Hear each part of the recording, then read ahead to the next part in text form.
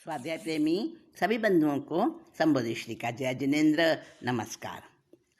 आज हम बात कर रहे हैं कि किस तरह से ज्ञेय और ज्ञान का संबंध व्याप्य व्यापक संबंध नहीं है, और ये जो है ना ज्ञान हमारा जब ज्ञेय रूप में ज्ञेयाकार होता है तो वो ज्ञान पर वैसी छाप नहीं पड़ जाती, वो केवल प्रतिबिंब होता है, वो ज्ञान ज्ञेय के रूप में बदल नहीं जाता। तो ये वाली बात चल रही है हमारी। इसी को आगे बढ़ाते हुए अब ज्ञान की महिमा बताते हैं, ज्ञान का इम्पोर्टेंस बताते हैं कि ज्ञान कैसे कार्य करता है। ज्यों दीपक रजनी समय चाहूं दिशि करे उदोत, प्रगटे घटपट रूप में घटपट रूप न होत। कितना सुंदर उदाहरण दिया है कि रात के समय प्रकाश करने वाला, अंधेरे को हटाने वाला, अंधेरों को मिटाकर सब वस्तुओं को प्रकाशित करने वाला जो दीपक है, आज के समय में समझ लीजिए लाइट है, आज के समय में तो दीपक नहीं है, लेकिन ये दीपक के उदाहरण से अच्छा समझ में आएगा। सोचिए, रात का समय है, रात के समय अंधेरा हो जाता है क्योंकि सूर्य नहीं होता, तो अंधेरे के समय मालूम नहीं चलता किधर रास्ता जा रहा है और कहाँ पर क्या वस्तु है। ठीक है, अब अगर वहाँ पर एक दीपक हो, प्रकाशित दीपक हो, तो दीपक की ज्योति से घटपट, घट कहते हैं घड़े को, पट कहते हैं वस्त्र को, जितनी भी सामान्य वस्तुएं आसपास होती हैं जो अंधेरे में नहीं दिख रही थी, वो रोशनी होते ही, प्रकाश होते ही वो वस्तुएं दिखने लगती हैं। तो जैसे जो दीपक रजनी समय, रजनी कहते रात को, तो अंधेरे में रात के समय चहुं दिशि करे उद्योत, दीपक जो चारों तरफ प्रकाश कर देता है और उस प्रकाश में प्रगटे घटपट रूप, और घटपट जितने भी वस्तुएं हैं वो सब दिखने लग जाती हैं, प्रकट हो जाती हैं, जो कि अंधेरे में नहीं दिख रही थी, तो प्रकाश होते ही प्रकट हो जाती हैं, दिखने लगती हैं। लेकिन दीपक की लौ, दीपक का प्रकाश क्या घट और पट बन जाता है? नहीं बनता ना। प्रकाश तो प्रकाश ही रहता है, दीपक तो दीपक ही रहता है, और बाकी वस्तुएं अपने स्वरूप में रहती हैं। तो इसी प्रकार से दीपक केवल उनको दिखाता है, प्रकाश केवल उनको दिखाता है, प्रकाश उस रूप में नहीं बदल जाता। त्यों सुज्ञान जाने सकल, ज्ञेय वस्तु को मर्म, ज्ञेयाकृति परिणवे पे तजे नातम धर्म। सुज्ञान यानी जो हमारा श्रेष्ठ अच्छा वाला ज्ञान है, सुज्ञान, सम्यक ज्ञान। तो सम्यक ज्ञान सकल वस्तु को मर्म जाने, यानी सारी जितनी भी ज्ञेय वस्तुएं हैं उन सबका स्वरूप ज्ञान जानता है, ज्ञान में झलक जाता है। ज्ञेयाकृति परिणवे, और ज्ञेयाकार रूप में वो ज्ञान का परिणमन हो जाता है। पे माने परंतु, तजे न आत्म धर्म, वो ज्ञान अपने स्वरूप को नहीं तजता, अपने स्वरूप को नहीं त्यागता, ज्ञान अपने स्वरूप में ही रहता है। ऐसा समझिए कि जैसे एक दर्पण है और दर्पण के आगे जो है, सामने दर्पण के बहुत कचरा दिख रहा है और दर्पण में उसका प्रतिबिंब दिख रहा है। तो अब दर्पण में प्रतिबिंब दिख रहा है गंदगी का, कचरे का, तो क्या दर्पण में वो गंदगी हो गया, वो दर्पण गंदगी बन गया, कचरा बन गया, गंदगी वो दर्पण? नहीं ना, दर्पण से तो सब परिचित है ना। तो दर्पण में जब वो कचरा दिखाई दे रहा है, प्रतिबिंबित हो रहा है, उसका उसका अक्स दिख रहा है, उसका फोटो दिख रहा है दर्पण के अंदर, वैसा ही दिख रहा है जैसे वहीं दर्पण के स्थान पे ही सारा कचरा फैला हुआ है, ऐसे दिखाई देता है ना। परंतु केवल वो तो प्रतिबिंब ही दिखता है ना, दर्पण कचरे में तो नहीं बदल जाता, ऐसे ही समझना। हाँ, तो ज्ञेयाकार जरूर होता है हमारा ज्ञान, वो हमें उस वस्तु का मर्म और स्वरूप बताने के लिए, परंतु ज्ञान तो ज्ञान ही रहता है, उस वस्तु के आकार में नहीं बदल जाता।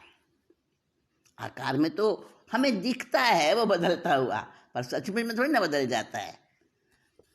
ज्ञान धर्म अविचल सदा, गहे विकार न कोई, राग विरोध विमोह में कबहू भूल न होई। हमारा जो है ज्ञान का स्वभाव क्या है? धर्म माने स्वभाव। ज्ञान धर्म अविचल सदा, ज्ञान का स्वभाव सदैव अविचल है, यानी जैसा है वैसा ही रहता है। ज्ञान का स्वभाव, अपना स्वभाव ज्ञान का, वो कभी नहीं बदलता। गहे विकार न कोई, कोई विकार ग्रहण नहीं करता वो ज्ञान का स्वभाव।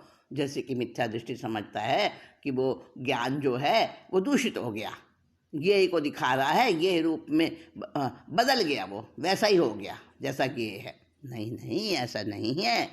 अगर आपने अपने मित्र को देखा, हाँ, अब मित्र आपको दिख रहा है, ठीक है, तो वो ज्ञान, आपका ज्ञान आपके जो मित्र है उसके रूप में आपको नजर आ रहा है, ज्ञान नजर आ रहा है, वो मित्र नजर नहीं आ रहा। तो मित्र अपनी जगह है और वो ज्ञान ने उसका आपको स्वरूप बता दिया है, उसके आकार में बदलकर। अब आपका जो मित्र है वो अपनी जगह है, आपका ज्ञान फिर किसी दूसरी वस्तु रूप आकार बन जाएगा, ठीक है। ज्ञान तो ज्ञान ही है, जो जो वस्तु उसके सामने आएगी, जो जो वस्तु उसके परिचय में आएगी। अब शब्द आ रहे हैं, आप मेरे शब्दों को सुन रहे हैं, तो शब्द रूप में थोड़ी ना बदल गए, मतलब जो ज्ञान से आपको शब्दों का पता चल रहा है, लेकिन वो जो शब्द है वो फिर कुछ और बताने लगेंगे, एक बात छोड़ के दूसरी बात बताने लगेंगे। तो शब्द उस आकार को समझाते हैं, उस वस्तु को बताते हैं। ऐसे ही जो हमारी आंखें हैं, नेत्र हैं, वो उस सामने आने वाली वस्तु को दिखा देती हैं। जो जो हमारी इंद्रियां हमें बताती हैं, इंफॉर्मेशन देती हैं, वो सब हमारा ज्ञान है। जो जो हमारा मन हमें बताता है, विचार करता है, वो सब हमारा ज्ञान है। तो ज्ञान अपने अपने ढंग से बार बार आकार बदलता रहता है, जो जो आकार दिखाता है, जो जो समझाता है, वैसे वैसे ज्ञेय उसके सामने आते हैं।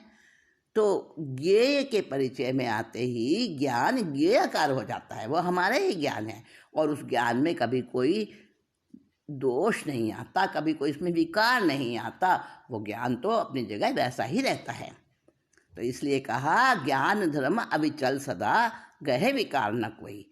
ज्ञान का जो स्वभाव है वो अविचल है और उसमें कभी कोई विकार आता नहीं, आ नहीं सकता। राग विरोध विमोह में कबहू भूल ही ना हो, भूल कर भी वो कभी राग नहीं बन जाता, विरोध नहीं बन जाता, मोह नहीं बन जाता, राग द्वेष विरोध कुछ नहीं होता। वैसा करो तो केवल दिखाता है।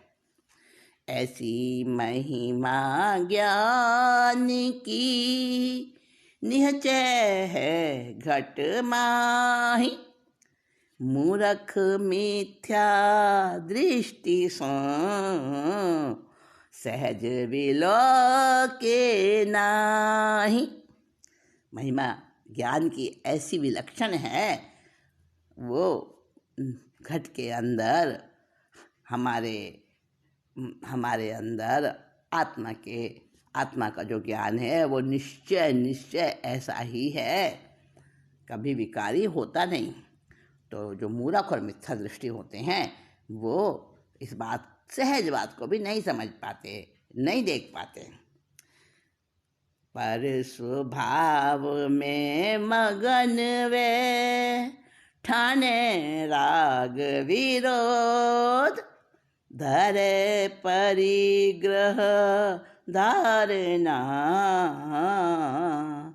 करे नातम शोध।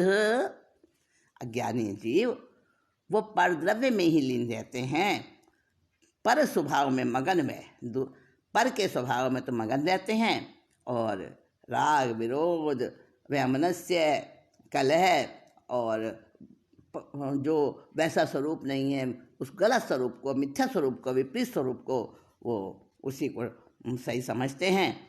और परिग्रह और धारणा ये सब धारण करते रहते हैं, उसी का ही विचार करते रहते हैं, उसी की ही बातें करते हैं, उसी में ही तल्लीन रहते हैं।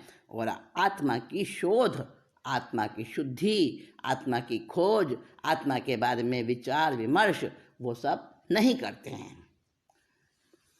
मूर्ख के घट दूर मति भासी, पंडित ही सुमति पर कासी, दूर मति कुबिजा करम कमावे, सुमति राधिका राम रमावे। कुबिजा कारी कुबरी करे जगत में खेद, अलख आराधे राधिका जाने निज पर भेद। अब देखिए अज्ञानी जो है उसकी बुद्धि कैसी होती है? कुमति।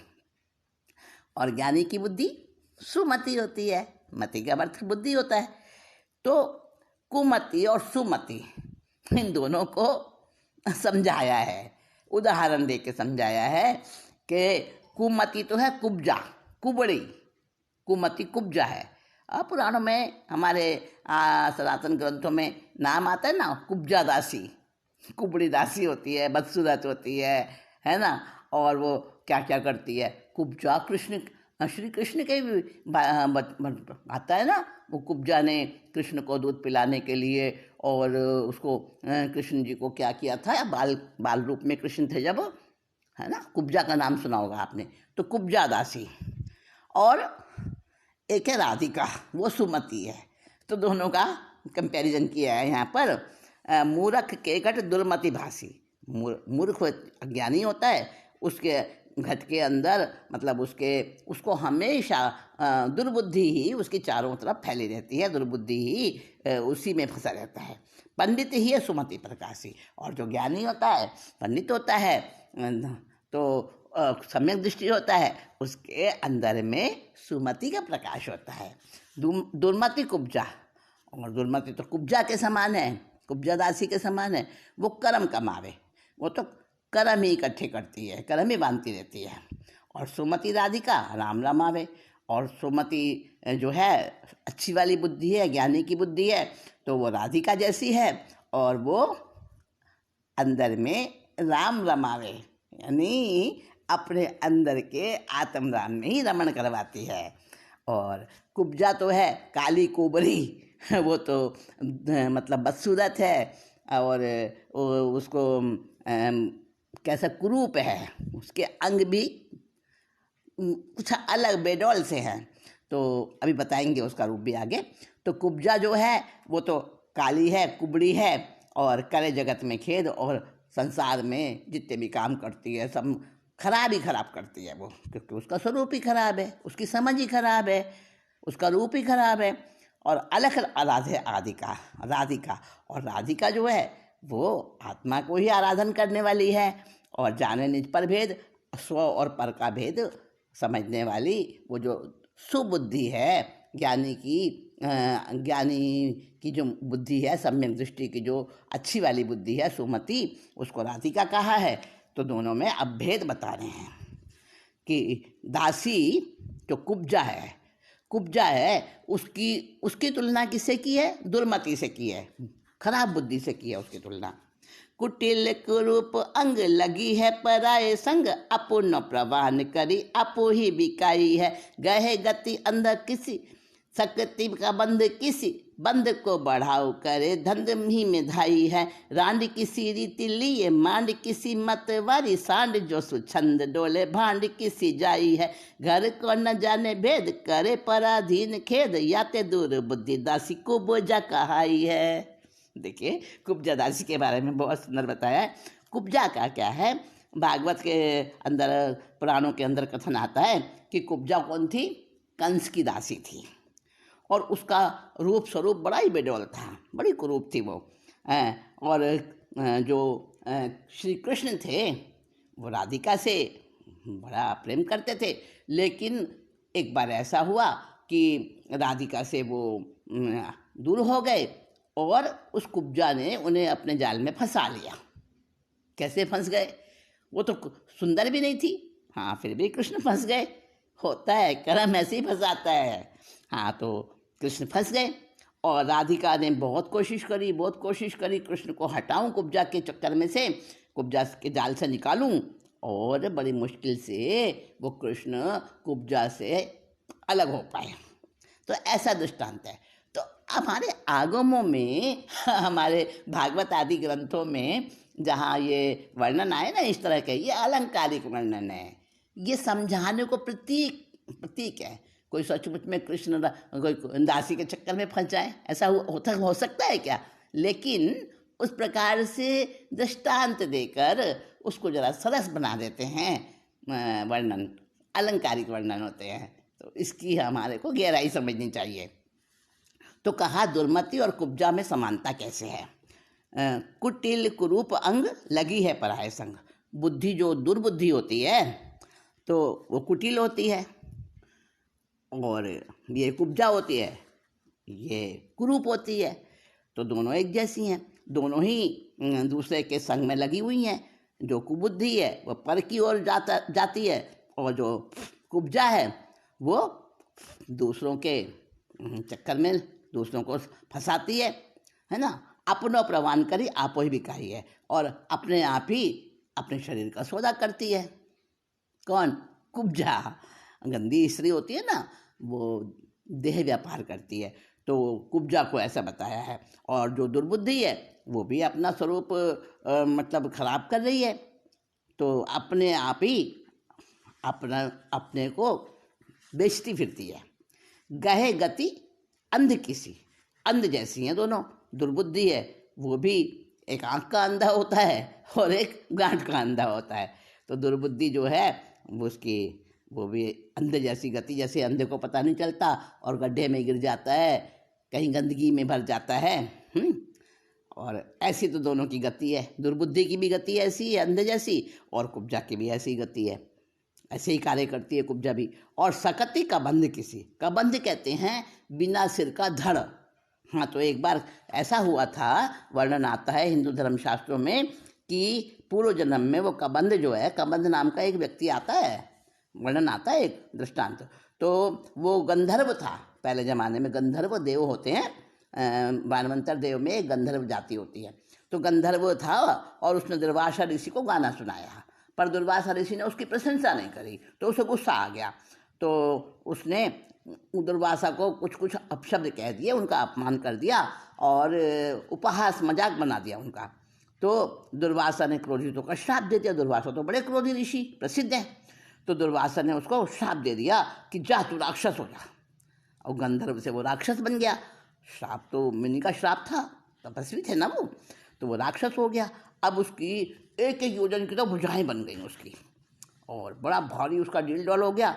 अब एक एक योजन की भुजाएं हो गई, तो एक एक योजन तक के जीवों को पकड़ पकड़ के खा जाता था वो, चारों तरफ त्राही त्राही मच गई।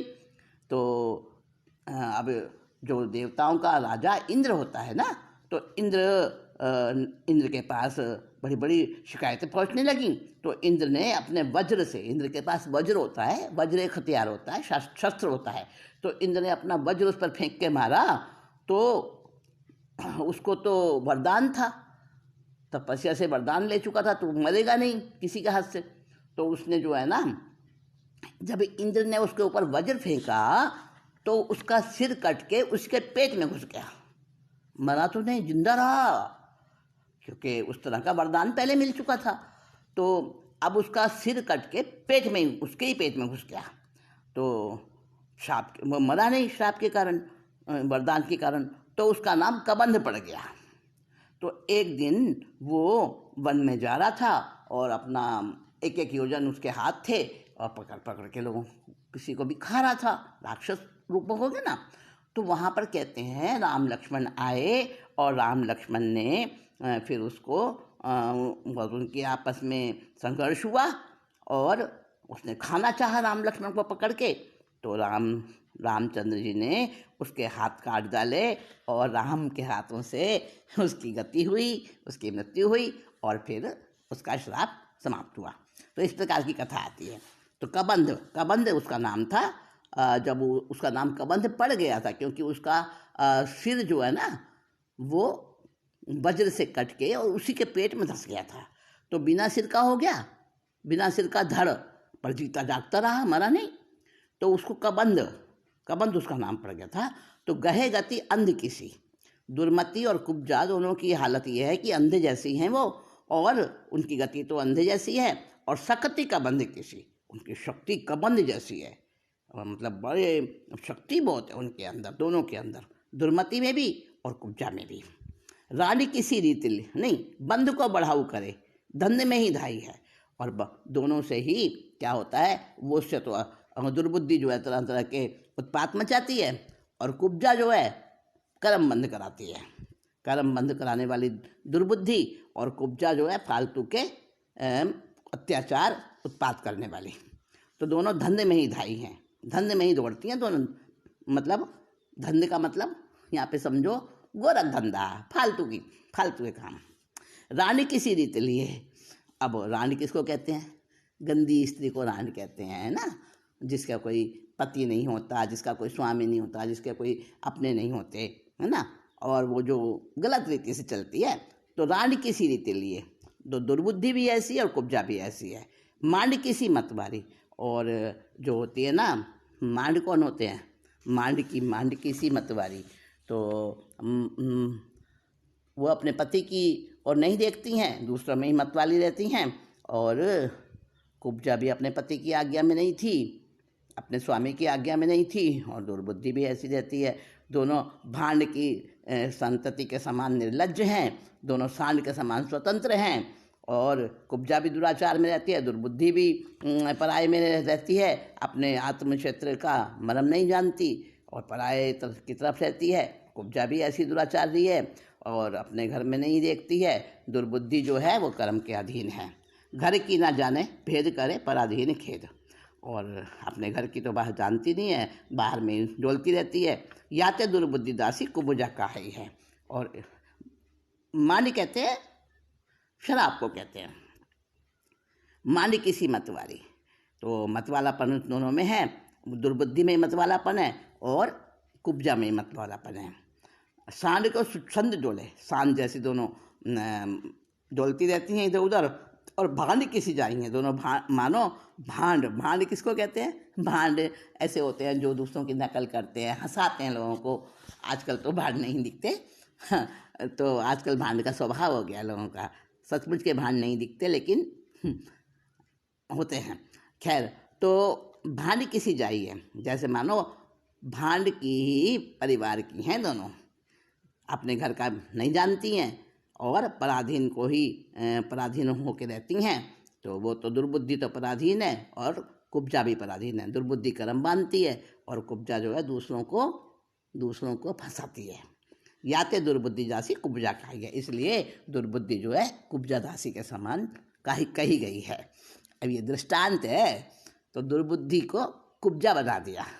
अब देखो, सुबुद्धि को राधिका की तुलना करी है। हाँ, लेकिन समय कह रहा है आज की मीटिंग यहीं छोड़ो और अगली बात अगली